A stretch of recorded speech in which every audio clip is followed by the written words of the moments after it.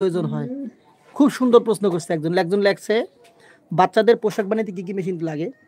আপনি যদি বাচ্চাদের ৩ থেকে ৪ টা ডিপার্টমেন্টে ভাগ আছে। সবচাইতে লাভজনক ব্যবসা হচ্ছে ফেন্সি মাল।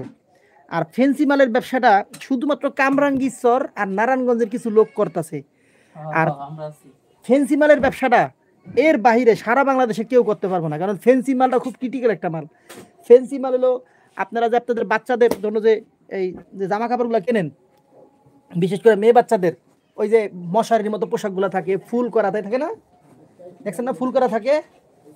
ডিজাইন করা পরীর মতো ড্রেসগুলা। এই ফেন্সি মালগুলা বানাইতে মনে করেন খরচা আছে, একটা মালের খরচা আছে মনে করেন আপনার 250 টাকা, হ্যাঁ, 180 টাকা, 220 টাকা, 310 টাকা খরচা। এই মাল আপনার মার্কেটে বিক্রি হয় 700, 800, 1200, 1400, 1500 টাকা। কথা বুঝছেন নাই?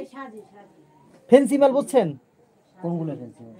মার্কেটে গেলে দেখেন না বাচ্চা কিছু জামা কাপড়, মানে যে চারপাশে ফরক সিস্টেম হয়। হ্যাঁ হ্যাঁ।